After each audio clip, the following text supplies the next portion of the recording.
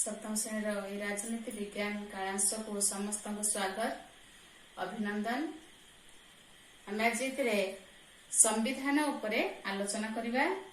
गोटे राष्ट्र पई संविधान निहाती जरूरी। संविधान नथिले कोनोसी देश को एक भूखंड कहा जाय पारे किंतु राष्ट्र कहा जाय न पारे। तेणु प्रत्येक राष्ट्र पई संविधान आवश्यकता बहुत अछि।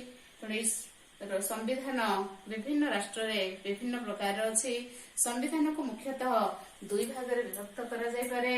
गोटे लिखित संविधान आ गोटे अलिखित संविधान। जे संविधान कोनोसी प्रणयन सभा द्वारा प्रणीत करी ताको पुस्तक आकार लिपिबद्ध करी रखा जाइथिले ताको कहा जाय लिखित संविधान। आ जे संविधान को लिखित आकार रे रखा जाय न थाए ताको कहा जाय अलिखित संविधान। ए लिखित संविधान को पुणी दुई भाग रे विभक्त करा जाय पारे। गोटे हला अनमन्य संविधान, नमन्य संविधान। आमे जानि जंती अनमन्य आउ नमन्य पदार्थर दुईटी गुण। तो अनमन्य कहले कोन ना जहा सहजरे नई जाय नाही बा सहजरे टाणी हुए नाही सेही बळी जिनिस को नमन्य अनमन्य कहा जाय। एवं जहा सहजरे टाणी हे जाय बा सहजरे नई जाय जे पदार्थ ताको नमन्य कहा जाय। तुमको उदाहरण स्वरूप हम देखै परबी।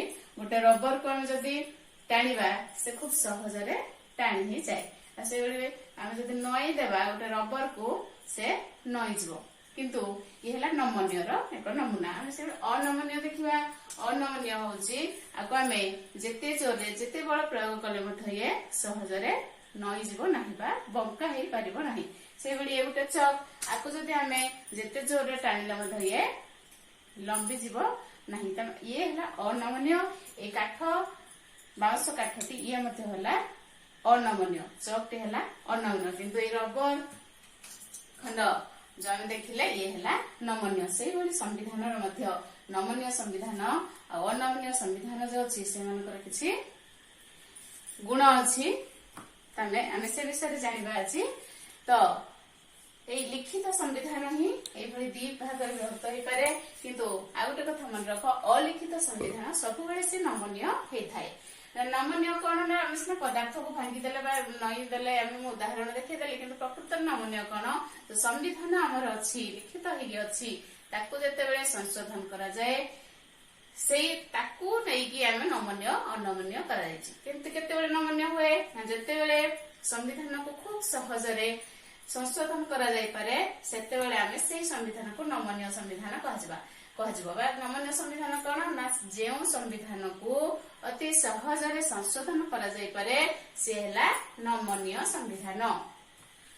किंतु अनमन्य संविधान कौन ना जे संविधान को सहजरे संशोधन किंबा परिवर्तन करा जाय पारे नहीं से हला अनमन्य संविधान।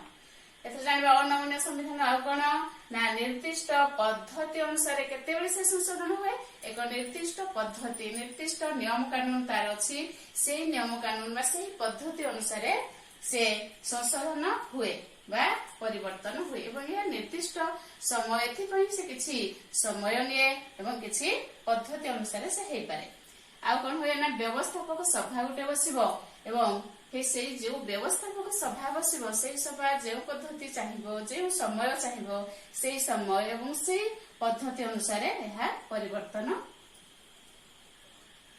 हबो। किंबा से यदि व्यवस्थापक सभा चाहिनी जो पर्यंत से चाहिनी परिवर्तन करिया पई आगु केही चाहिले मध्ये परिवर्तन कर पारिबे नाही। आ कोन ए अनमन्य संविधानर व्याख्या और तर्जमा जेतेबेले से संशोधन हबो ताकू व्याख्या करिवो एवं तर्जमा करिवो किए ना न्यायालय जो हमर उच्च न्यायालय अछि उच्चतम न्यायालय सुप्रीम कोर्ट अछि से कोन करिवो से जो संशोधन हला संविधानटी ताकू से भलरी तर्जमा करिवो तापरे व्याख्या करिवो तर्जमा करिवो जति से ताकू ठीक लागिला ताहले से निष्पत्ति देबो जे ये संशोधन योग्य तापरे जाय कि संशोधन हबो।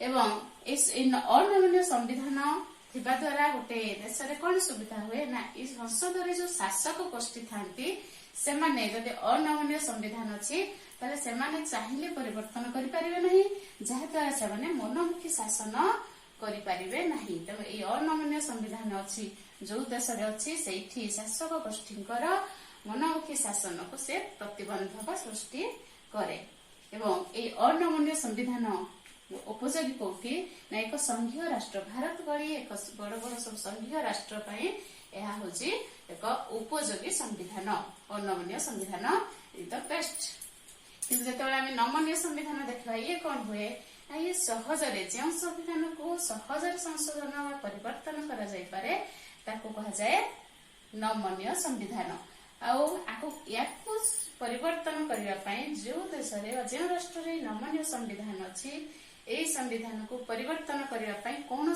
पद्धति कौन नीति नियम आवश्यक पड़े नहीं कौन समय को अपेक्षा रखा जाए नहीं जेकोसी समय चाहिए संशोधन करे या नमनीय संविधान को व्याख्या करने कौन उच्चतम न्यायालय साहाय्य नि जाए नहीं ए संसद शासक गोष्ठी को सब बेले मनमुखी शासन प्रश्रय दिए नमनीय संविधान मन रख शासक गोष्ठी को सब बेले मनमुखी शासन करने ये प्रश्रय दिए आ कौन हुए ना एक संघीय राष्ट्र ये अनुपयोगी कौन से संघीय राष्ट्र जदि नमनीय संविधान रहा से राष्ट्र कार्यकारी शासन कार्य ठीक भाव में चली पार नहीं आ नमनीय संविधान कहुए गोटे लता गोटे राष्ट्र गोटे रास्तार खंडे लता माड़ी गोटे गाड़ी जाऊँगी से लता को सेमती गाड़ी जीवाई बाट कर दि जाए लता को आड़े गाड़ी की जापे ठीक से नमनीय संविधान नमनीय संविधान जब किसी अड़ुआ कला शासन कार्य जदि किसी प्रतिबंधक सृष्टि कला सागे सागे परिवर्तन कराए संशोधन कराए शासन कार्य चले तेना खूब सहजरे परिवर्तन कराए ये जानिला अनमनीय संविधान आ नमनीय संविधान एथर जानिबा संविधान आवश्यकता कौन गोटे राष्ट्र संविधान रहा आवश्यक कहीं संविधान न रही कौ प्रकार असुविधा हे संविधान कौन करे ना संविधान अच्छी बोली गोटे सरकार जो क्षमता अच्छी से नियंत्रण करे संविधान ही नियंत्रण कर तार संविधान जो नीति नियम गुड़ा लिखाई से नीति नियम अनुसार सरकार चलो तेणु से अଯଥା क्षमता देखा नहीं प्रथम द्वितीय कथा गला सरकारी कार्य संपर्क में सूचना दे सरकार रहिले से को कार्य करिवो तार सूचना से लिखा जाए आ गोटे है जनसाधारण को सुनागरिक करने सुजोग दिए अर्थात जनसाधारण देश कौन करवा उचित कि कौन कर्तव्य करवा उचित को अधिकार पाइपर से गुड़िक सब संविधान में लिखाई थाए